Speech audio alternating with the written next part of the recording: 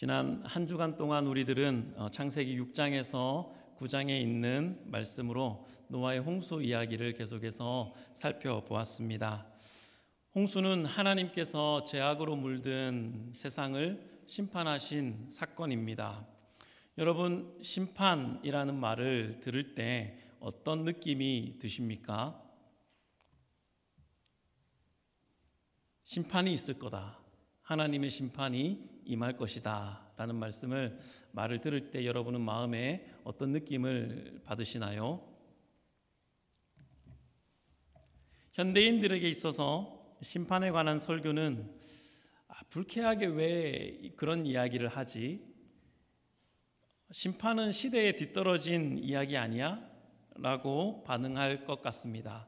현대인들에게 심판에 관한 설교는 왜 사랑의 하나님이라고 하면서 심판한다고 말씀하시지? 오늘날과 같이 인간의 권리와 자유가 강조되는 이때에 심판이라는 개념은 사라져야 마땅해 라고 생각할지도 모르겠습니다. 노아의 홍수와 같이 과거에 하나님께서 세상을 심판하셨고 장차 세상의 마지막 날에 진정한 심판이 있을 것이다 하는 이 성경 말씀은 현대를 살아가는 이 젊은 세대 또 현대인들에게는 고대의 신화 속에 있는 낡아 빠진 이야기 또 고리타분한 종교적인 언어로 치부되어 가고 있습니다. 하지만 과연 그럴까요? 하나님의 심판은 낡아 빠진 이야기, 없어져야 할 이야기일까요? 결코 그렇지 않습니다. 하나님의 심판은 사람의 마음을 불쾌하게 만드는 이야기도 결코 아닙니다. 오히려 하나님의 심판은 오늘날 우리에게 절실하게 필요한 개념이고 말씀입니다. 왜냐하면 심판 속에 하나님의 구원이 담겨 있기 때문에 그렇습니다. 노아의 홍수를 한 문장으로 요약하면 이렇게 될 거예요. 세상은 죄로 물들고 하나님은 그 악함에 아파하시며 마침내 그분 스스로 해결의 길을 여신다. 이렇게도 말할 수 있겠습니다. 죄로 물든 세상, 슬퍼하시는 하나님, 그리고 시작되는 구원의 이야기. 수목 드라마, 노아의 홍수. 드라마를 소개하는 문장 같지 않습니까? 홍수 이야기는 오늘 우리들에게도 동일하게 이 세 가지를 적용할 수 있을 것 같아요. 첫째, 세상은 죄로 물들고 있고요. 둘째, 하나님은 슬퍼하십니다. 그리고 셋째, 의로운 자들을 하나님께서 구원하실 것입니다. 구원하시기 위해서 심판하시는 것이죠. 이 세 가지를 순서대로 오늘 살펴보겠습니다. 첫째, 죄로 물든 세상입니다. 오늘 본문 5절을 우리가 다 함께 읽어보겠습니다. 본문 5절입니다. 시작.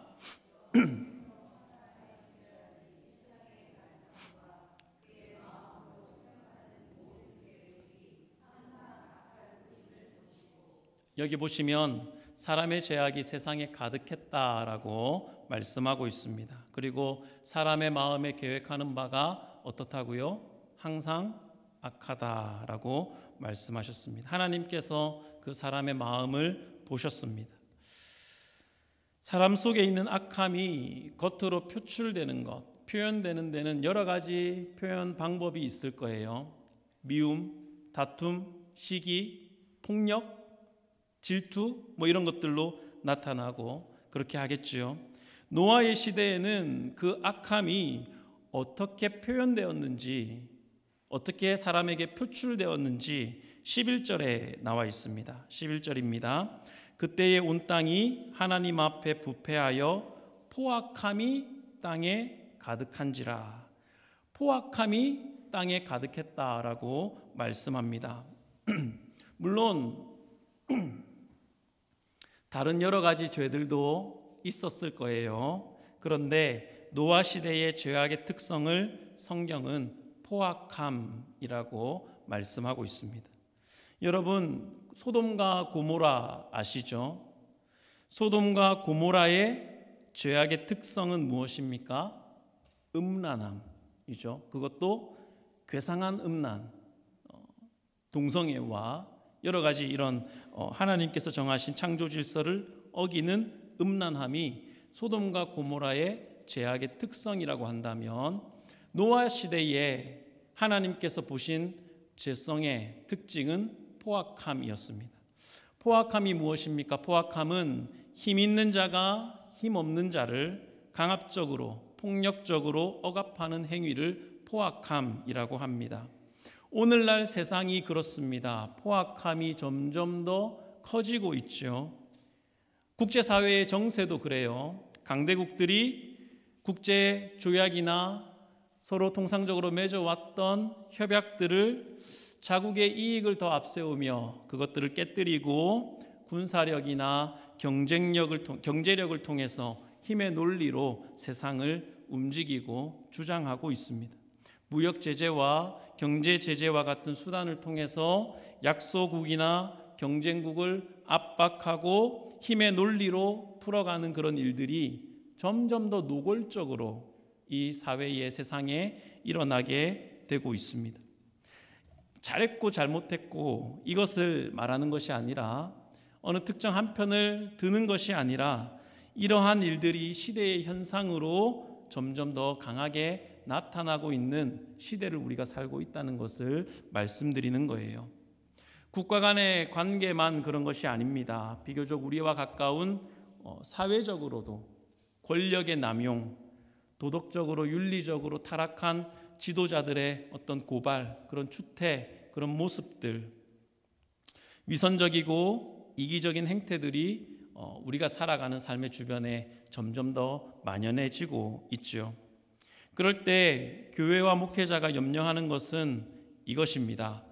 점점 악해져가는 세상 현실은 우리 성도들의 마음도 악하게 물들도록 만들 것 같다 하는 그 염려가 있는 것이죠. 선량하고 자비로운 마음, 나누어주고 베푸는 마음보다는 이기적이고 자기중심적인 마음으로, 또 포악하고 쉽게 폭력적으로 물들 수 있는 그런 현실 속에 성도들이 노출되어 있고 살아가고 있다라는 것입니다. 그것이 염려가 되는 것이겠죠. 노아의 시대에는 어떻습니까? 노아와 그의 가족들만 이 포악한 세상에 같아지지 않았습니다. 노아의 아내, 세 아들이 있었고 세 며느리들이 있었으니까 8명이죠. 세상에 8명만 포악함으로 가득한 세상에서 동화되지 않고 살았다라는 것입니다. 10명도 채 되지 않는 숫자여요.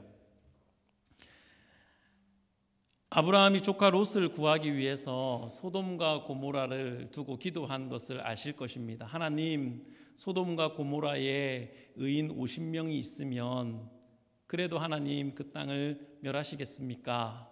하나님 말씀하시죠. 아니, 50명이 있으면 내가 그 땅을 멸하지 않겠다. 45명이 있으면 멸하시겠습니까? 45명이 있으면 내가 멸하지 않겠다.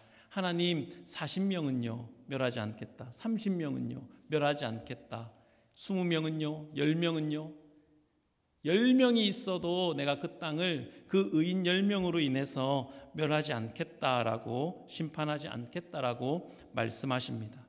그런데 여러분, 결과는 어떻습니까? 소돔과 고모라에 의인 10명이 없었어요.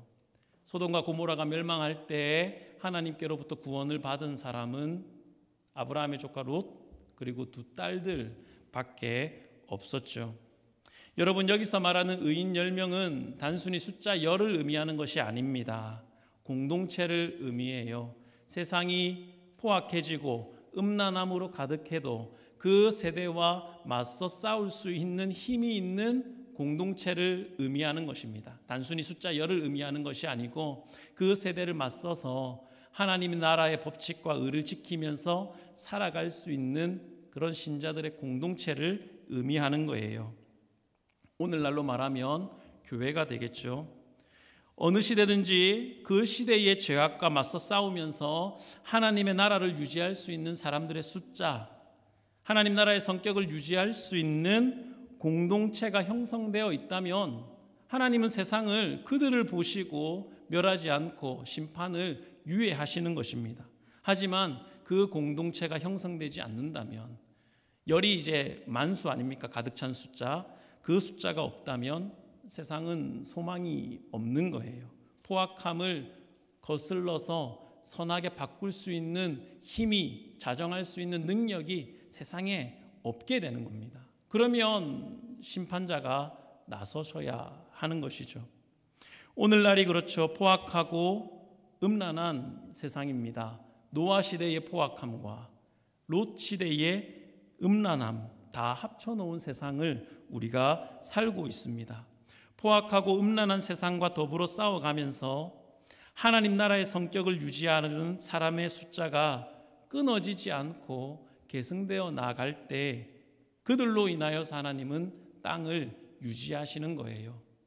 가나안 7족속을 왜 진멸하라고 하느냐 말씀하셨는가? 그 땅에 의인이 없기에, 자정할 수 있는 능력이 없고 계속해서 악으로 치달을 수밖에 없기 때문에 하나님께서는 가나안 땅에 있는 모든 족속들을 멸하라라고 말씀하십니다. 그러나 노아 시대를 보십시오. 노아의 가족밖에 없어요. 소돔과 고모라에는 롯과 그 두 딸밖에 없어요. 롯은 사위가 둘이 있었습니다. 그런데 하나님께서 이 땅을 심판하실 거다라는 장인의 말을 듣지 않아요. 그리고 도망가죠. 노아보다 못한 것 같아요. 노아는 며느리들이 다 따라왔지 않습니까? 같이 방주 만들고 같이 배에 탔어요. 공동체가 되지 않는 것입니다. 세상을 거스를 수 있는, 자정할 수 있는 가능성을 가진 공동체가 세상에 없게 된 거예요. 그러면 어떻게 될까요? 연약한 자들이 계속해서 핍박당하는 세상이 되겠죠. 하나님이 정의롭고 공의로우신 하나님이라면 그래, 힘이 없으면 당해라 라고 그냥 계속 두지 않으실 겁니다. 그것을 바꿀 수 있는 가능성을 가진 이들이 없으면 심판하시는 재판장이 나서셔서 심판하셔야 옳은 거 아닙니까? 심판이 그런 의미를 가지고 있습니다. 정의와 공의가 사라지고 점점 더 포악하고 음란해져가는 세상 가운데 저와 여러분이 살고 있습니다. 그렇다고 한다면 우리들의 바람은 두 가지 정도가 될 거예요. 첫째는 이 포악한 세상에서 가장 포악한 힘 있는 사람이 되는 것. 그래서 내 마음대로 사는 것. 그것이 첫 번째 바람일 것입니다. 하지만 우리들 대부분은 다 그렇지 못하죠. 세상에서 강하지 않습니다. 영원한 강자도 없어요. 사자무리를 지배하는 강한 숫사자도 언젠가는 젊은 숫사자에게 털리고 쫓겨나지 않습니까? 그럴 때 아무도 도와주지 않죠. 두 번째로 공의롭고 전능한 존재가 있어서 속히 이 악하고 부조리한 세상을 심판해 주시는 것입니다. 그리고 당하고 소외되고 연약하고 억눌린 자들을 신원해 주시는 것, 갚아주시는 것, 그것을 바라게 될 것입니다. 포악한 세상에서 포식자에게 먹히는 약자라면 정의롭고 전능하신 신이 계셔서 속히 심판해 주시기를, 재판해 주시기를 바랄 것입니다. 전쟁을 겪지 않았던 우리 세대, 그리고 우리보다 젊은 어린 세대들은 심판이라는 이야기 불쾌하게 여길 것입니다. 하지만 전쟁의 그 참상을 아는 분들은 그렇지 않을 거예요. 죄 없는 사람들이 마구 끌려가서 죽임당하고 군홧발에 짓밟히고 여자들이 유린을 당하고 그런 것들을, 그 참상을 했다면 공의로우신 하나님께서 심판해 달라고 하지 않을 수 없지 않겠습니까? 하나님께서 심판하지 않는다? 이것은 있을 수 없는 일이 되겠죠. 그런 하나님, 정의롭지 않은 하나님을 왜 내가 섬기지? 라고 생각할지도 모를 것입니다. 전쟁이 아니어도 이 세상 살아가는 우리들은 대부분 다 약자들이에요. 불공평하고 차별적인 대우를 많이 당하며 살아왔습니다. 미국 땅에서 이민자로 또 유색인종으로 살아간다는 면만 생각해 봐도 그렇죠. 이래도 심판이라는 단어가 과연 불쾌하게 느껴지는가? 아니죠.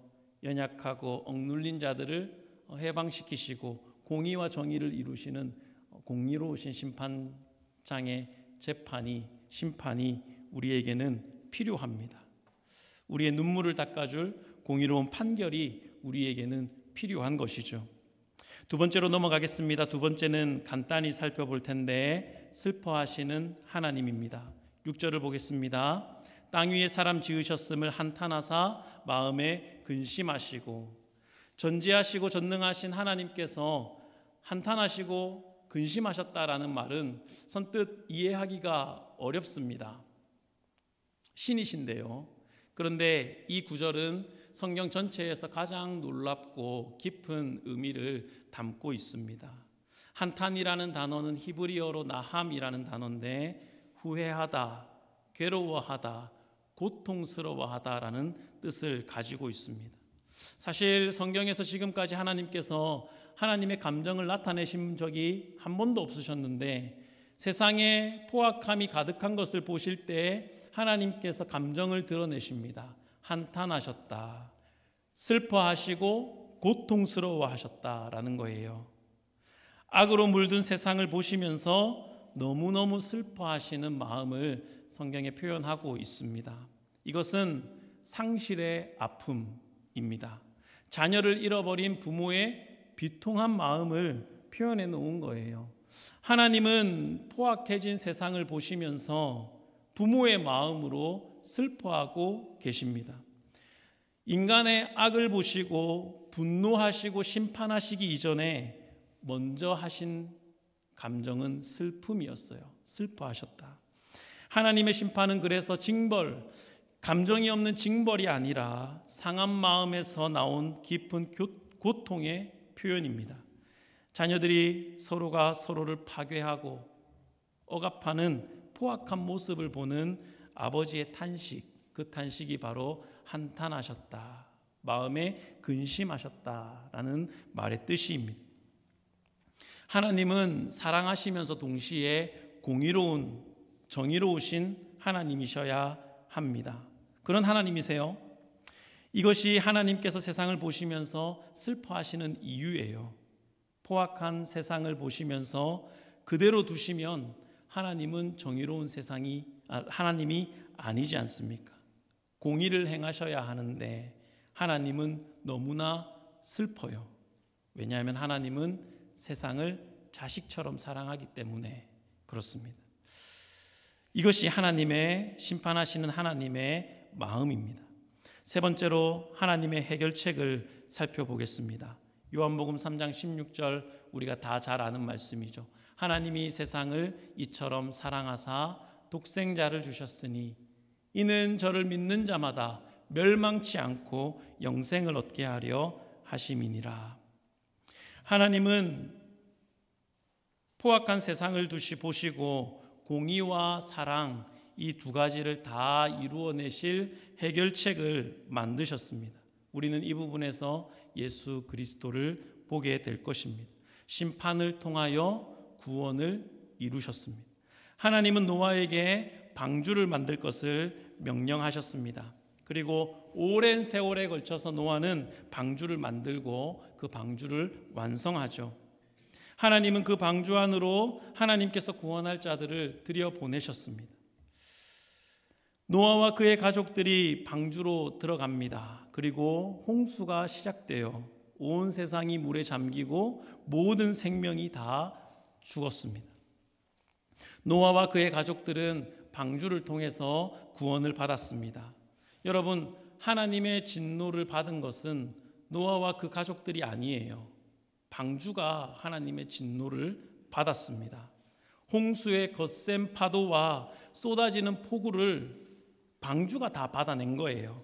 홍수를 견디는 것은, 하나님의 심판을 견디는 것은 방주입니다. 이 방주는 나무로 만들어졌죠. 6장 14절 보실까요? 6장 14절을 보면 너는 고페르 나무로 너를 위하여 방주를 만들되 그 안에 칸들을 막고 역청을 그 안팎에 칠하라, 이렇게 명령하십니다. 고페르 나무로 방주를 만들었다. 오늘날 이 고페르 나무가 뭔지는 알 수 없어요.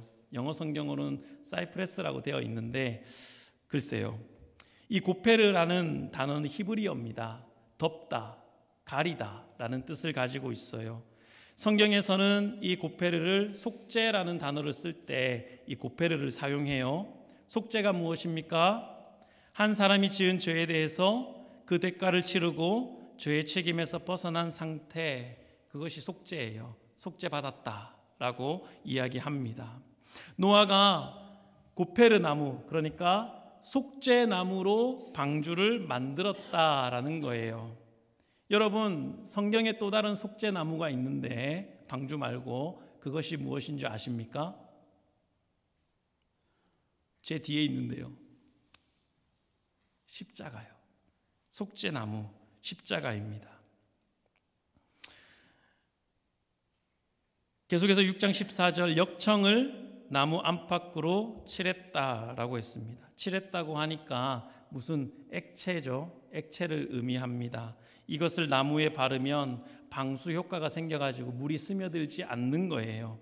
방주는 이 역청으로 안팎에 칠해서 홍수를 견딜 수 있도록, 물이 새지 않도록 만들었습니다. 그런데 놀라운 것은 이 역청도 히브리어로 고페르예요. 고페르 나무 할 때 고페르 똑같은 겁니다. 고페르가 속죄니까 역청은 무엇입니까? 속죄하는 액체예요. 여러분, 성경에 또 다른 속죄하는 액체가 있어요. 무엇이죠? 예수 그리스도의 십자가의 보혈, 피죠. 예수 그리스도의 보혈입니다. 방주는 그래서 십자가에 달리신 그리스도, 그리고 십자가에서 흘리신 그분의 피를 예표하는 모형이 됩니다. 방주가 하나님의 진노의 그 홍수를 다 받아냈듯이, 그래서 그 안에 있는 모든 생명을 다 살려냈듯이 십자가의 예수 그리스도께서 우리 죄를 대신해서 하나님의 진노를 다 받으셨습니다. 예수 그리스도께서 흘리신 그 보혈이 나의 죄를 속죄케 했습니다. 속죄는 덮다, 가리다 라는 뜻입니다. 예수 그리스도의 흘리신 그 보혈이 나의 죄를 덮고 가리워서 하나님 앞에 깨끗하게 의로움으로 설 수 있도록 하셨다라는 것입니다.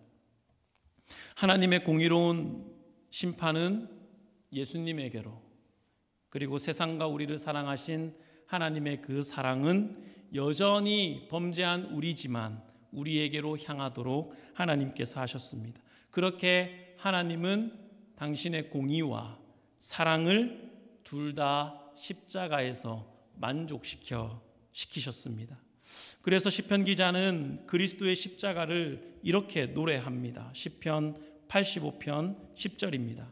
긍휼과 진리가 십자가에서 같이 만나고 의와 화평이 십자가에서 서로 입맞추었으며 라고 찬양합니다. 그러므로 십자가는 범죄한 우리에 대한 하나님의 사랑하심과 죄를 심판하지 않을 수 없는 하나님의 그 공의로우신 그 속성이 완벽하게 어우러지는 장소가 바로 십자가예요. 그리고 공의로 심판받아야 할 우리의 그 심판을 예수님이 대신 가져가시고 예수님이 받으셔야 할 그 사랑을 우리에게로 전가시켜 주신 그 은혜가 바로 십자가입니다. 사람에게 내려진 홍수라는 심판을 방주가 대신 받음으로 그 안에 노아와 노아의 가족들, 그리고 그 안에 있던 짐승들 다 구원을 받았습니다. 그와 마찬가지로 하나님의 심판을 대신 받으심으로 예수님께서 우리의 방주, 우리의 구주가 되셨습니다. 십자가에서 그렇게 하셨죠. 그분이 여러분을 사랑하십니다. 그 사랑과 은혜가 우리에게 있습니다. 그 사랑과 은혜가 우리의 마음속에 늘 살아있어서 약동하는 능력으로 나타나야 할 줄로 믿습니다. 그 사랑과 은혜를 받은 우리는 어떻게 살아야 할까요? 예수님은 말세에 나타나게 될 현상에 대해서 마태복음 24장 37절로 39절에 이렇게 말씀을 하십니다. 노아의 때를 우리가 살아가는 말세의 때와 빗대어서 말씀하고 계십니다. 37절로 39절을 제가 읽겠습니다. 노아의 때와 같이 인자의 임함도 그러하리라. 홍수 전에 노아가 방주에 들어가던 날까지 사람들이 먹고 마시고 장가들고 시집가고 있으면서 홍수가 나서 그들을 다 멸하기까지 깨닫지 못하였으니 인자의 임함도 이와 같으리라. 아멘. 저는 이 말씀이 신자들이 더욱더 귀를 기울여서 마음에 새겨야 할 말씀이라고 생각을 합니다. 홍수 전에 노아가 방주에 들어가던 날까지 사람들이 무엇을 했다고 예수님 말씀하시나요? 먹고 마시고 장가가고 시집갔습니다. 물론 이것 말고도 홍수 전에 사람들은 여러 가지 것들을 많이 했겠죠. 그런데 예수님은 딱 이것을 말씀하세요. 먹고 마시고 시집가고 장가갔다. 그런데 여러분 생각해 보십시오. 이게 어때서요? 먹고 마시면 안 됩니까? 안 먹고 안 마시면 죽잖아요. 시집가고 장가가면 안 되는 것인가요? 이게 죄인가요? 아니죠. 이거는 그냥 우리들의 사람들의 일상입니다. 이 일상을 평온하게 누리는 것, 그것은 하나님께서 베푸신 복이에요. 그렇지 않습니까? 평온하게 누리지 못할 때 슬퍼하죠. 평온하게 누릴 수 있다는 것은 하나님께서 베푸신 복입니다. 그런데 여러분, 예수님께서 이 말씀을 하시는 것은 일상을 살아가는 것은 죄가 아니지만 하나님은 없고 하나님은 잊어버리고 일상밖에 없을 때 일상은 너희들이 섬기는 우상이 된다라는 것을 말씀해 주시는 것입니다. 여러분의 직장, 여러분의 취미, 여러분의 인간관계, 이게 나쁜 것이 아닙니다. 하지만 그러면서 하나님을 잊어버리잖아요. 그러면 그것들이 여러분의 신이 된다라는 거예요. 미래를 생각하는데 앞으로 내가 뭐 할까? 앞으로 내가 어떻게 살까? 이 땅에서 사는 날 동안만의 미래를 생각하고 예수님께서 다시 오시는 미래, 내가 죽은 후의 미래를 생각하지 않는 이 땅밖에 없는 삶은 그 일상을 신으로 섬기는 삶이라는 것을 예수님께서 말씀하시고 있습니다. 노아의 때에 그러했다. 노아가 방주를 짓고 아무리 의를 전파하고 외쳐도 귀 기울이지 않고 그들은 그들의 마음대로 일상을 살다가 홍수와 함께 휩쓸려 떠나갔다라고 예수님은 말씀하세요. 우리의 삶이 그래서는 안 되죠. 그래서는 안 됩니다. 하나님께서 여러분의 하나님이세요. 일상이 우리의 신이 아닌 우리의 일상을 하나님께 드리는 삶을 사시기를 축복합니다. 로마서 12장 1절과 2절 말씀 지난주에도 봤었는데요. 일상을 하나님께로 드리는 그 삶에 대해서 사도 바울은 이렇게 이야기합니다. 우리 로마서 12장 1절과 2절을 다 함께 읽어보겠습니다. 시작. 그러므로 형제들아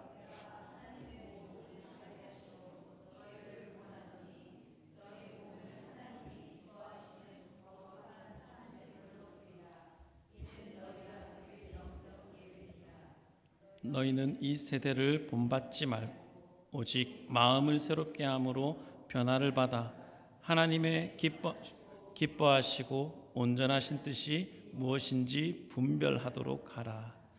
1절을 다시 보시면 그러므로는 앞에 있는 내용을 받는 접속사죠.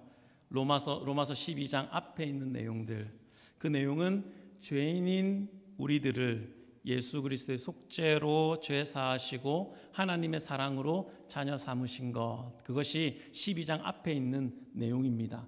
그러므로 그 사랑을 받은 자로서 그러므로 형제들아 내가 하나님의 모든 자비하심으로 너희를 권하노니, 여기 말하는 하나님의 모든 자비하심은 앞에 있는 그 하나님의 사랑, 그래서 죄 사하시고 자녀 삼으신 그 자비하심입니다. 그 자비하심으로 너희를 권하노니 너희 몸을 하나님이 기뻐하시는 거룩한 산제물로 드리라. 너희 몸을 산제물로 드리라. 여러분, 재물이 살아있으면 됩니까? 재물은 죽여서 바치는 거죠. 그런데 너희 몸을 산 제물로 드리라 라고 말씀합니다. 이 말은 우리들의 삶이 하나님께 드리는 제물이 되어야 한다는 것을 말씀하는 것이에요. 그것이 그리스도의 은혜를 입은 우리들이 드릴 영적 예배니라 라고 말씀하십니다. 지난주에 살펴봤어요. 영적이라는 단어의 뜻은 논리적, 합리적, 합당하게 드릴 예배다라고 가르쳐 말씀드렸습니다. 합당한 예배라는 사실입니다. 너희는 이 세대를 본받지 말고, 2절에 너희는 이 세대를 본받지 말고 먹고 마시고 시집가고 장가가는 그것만 생각하고 그것을 위해서만 살고 그것만 즐기고 어떤 것이 좋을까, 어떻게 하면 그것을 더 잘할 수 있을까, 거기에만 온통 신경을 쏟은 나머지 예수께서 오시는 날에 대해서는 전혀 생각하지 않는 그 어리석음을 범하지 말라. 이 세대를 본받지 말라라고 말씀하십니다. 너희는 이 세대를 본받지 말라. 이 땅에서의 미래만 생각하는 것, 모두가 다 죽게 될 것인데 그 죽음 너머에는 무엇이 있는지 생각하지 않고 하나님의 심판을 생각하지 않는 이 세대를 본받지 말라라고 권면합니다. 하나님께서 저와 여러분을 이 시대의 노아로 부르셨어요. 창세기 우리 본문 6장 8절을 보시면 그러나 노아는 여호와께 은혜를 입었더라. 9절 노아는 의인이요 당대의 완전한 자라. 노아가 의롭게 행하고 당대에 완전하게 행해서 하나님의 은혜를 받은 것이 아니에요. 먼저 노아는 8절에 여호와께 은혜를 입어서 그 은혜를 알아서 의인이요 당대에 완전한 자로 살기로 애를 썼다라는 것입니다. 이 의인이고 완전한 것은 죄가 하나도 없다는 것이 아니에요. 이 시대, 노아의 시대에 비추어 봤을 때 그래도 하나님을 가까이 하려고 애를 쓰고 섬기고 하나님의 말씀을 순종하려고 애를 쓰는 그 모습으로 살았다는 것을 의미합니다. 은혜를 받아서 그렇게 됐다는 거예요. 그렇게 살아서 은혜를 받은 것이 아니고요. 우리도 그렇습니다. 예수 그리스도의 은혜를 받음으로 즐거워하고 기뻐하며 하나님을 섬기는 것이죠. 하나님을 잘 섬겨서 은혜 받는 것이 아니잖아요. 거꾸로 돼야 맞잖아요. 우리는 먼저 은혜를 받았습니다. 자격 없는 죄인에게 베푸시는 예수 그리스도의 은혜를 받음으로 하나님의 말씀을 즐거워하고 기뻐하고 순종하게 되는 삶을 살게 된 것이죠. 저와 여러분을 그처럼 이 시대의 노아로 하나님께서 불렀습니다. 여러분, 노아도 일상을 살았어요. 창세기 5장 32절을 보시면 노아는 500세 된 후에 셈과 함과 야벳을 낳았다라고 했습니다. 이때는 500세 됐던 이때는 노아가 방주를 만들고 있던 때입니다. 이미 방주를 만들고 있었어요. 장가가고 애를 낳고 그 애들이 커서 또 장가가고 며느리를 보고 그 일상을 살았습니다. 하지만 노아는 그러면서 동시에 계속해서 하나님의 말씀을 따라 마지막 때를 준비하는 삶을 살았다라는 겁니다. 하나님의 말씀을 듣고 순종하며 방주를 만들었습니다. 하나님께서 여러분의 일상에 복 주시기를 축복하고 기도합니다. 하지만 그러면서도 바라는 것은 여러분의 방주를 만드시기를 바란다는 사실이에요. 하나님은 우리에게도 방주를 만들라 이렇게 말씀하십니다. 여러분의 일상을 거룩하게 함과 동시에 오늘날 우리들이 만들어갈 방주는 그리스도의 몸된 교회입니다. 우리는 교회 안에서 하나님의 사랑을 누리고 보호를 받고 구원을 받습니다. 우리가 함께 만들어가는 우리 주님의 교회가 이 지역에 하나님의 구원 방주의 역할을 할 수 있게 되기를 진심으로 원합니다. 여러분 가지고 계신 재능, 은사, 달란트가 있다면 그것을 가지고 우리 교회를 한번 둘러보시기 바랍니다. 여러분만의 해야 할 일들이 분명히 보일 것입니다. 그렇게 방주를 짓는 거예요. 자원하고 즐거워하는 마음으로 기쁘게 섬길 수 있기를 바랍니다. 뭘 하고 싶은데 뭘 해야 될지 모르겠다 싶은 마음이 드시면 우리 사역위원장들도 있고 당회 장로님도 계시고 저도 있습니다. 함께 아름답게 교회를 세워갈 수 있으면 좋겠습니다. 함께 의논하고 물어보고 이것을 하면 좋겠다 생각하면서 함께 지어져가는 방주가 되기를 원합니다. 토요일 새벽기도 시간을 1시간 늦춰서 7시에 우리가 모입니다. 그래도 깜깜하더라고요. 좀 밝을 줄 알았는데 그러면 오시기가 좀 더 편할까 싶어서 그랬는데 어둡더라고요. 한 달에 4번인데 우린 토요일 날 모여서 함께 기도하고 주일을 준비합니다. 식사를 준비하고 교회를 청소하고 베큐물 하고 또 테이블을 정리하고 안팎으로 정리정돈을 하고 있어요. 오시는 분들과 함께요. 일주일에 한 달에 4번, 4번이 어려우면 매달 첫째 토요일 하나님께 기도하고 함께 섬기겠다 하는 그런 마음을 가지고 우리가 모여서 함께 우리의 방주를 만들어갈 수 있으면 어떨까 여러분에게 권면드립니다. 주님께서 이 세상을 심판하러 오실 때 우리는 구원받을 거예요. 그날까지 주님의 몸된 교회를 사랑하고 노아가 방주를 만들었듯이 교회를 통해서 세상의 포악함 그리고 음란함에 맞서 싸우면서 하나님 나라를 지켜가고 이루어 가라라고 하나님 말씀하십니다. 로마서 12장 2절을 다시 보시면 여러분은 오직 마음을 새롭게 함으로 변화를 받아 일상을 신으로 섬기는 데서 변화를 받아 일상을 하나님께 드리는 삶으로 하나님의 선하시고 기뻐하시고 온전하신 뜻이 무엇인지를 분별하는 사랑하는 주의 성도들이 다 될 수 있기를 축복합니다. 노아는 하나님께 은혜를 입었더라. 저와 여러분은 하나님께 은혜를 입은 사람들이에요. 자격이 없고 아무 조건 없는 그때에 우리가 아직 죄인 되었을 그때에 하나님께서 아들 예수 그리스도를 아끼지 않고 내어주심으로 하나님의 사랑을 확증하셨다. 그 은혜를 먼저 입은 사람들, 그러므로 하나님의 자녀되고 기뻐하며 즐거워하는 마음으로 하나님의 말씀을 따르는 은혜 입은 사람들입니다.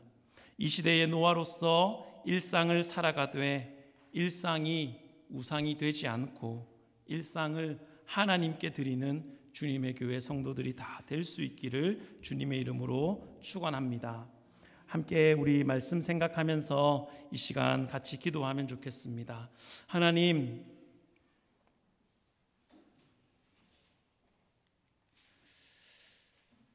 너희 몸을 하나님이 기뻐하시는 거룩한 산 제물로 드리라.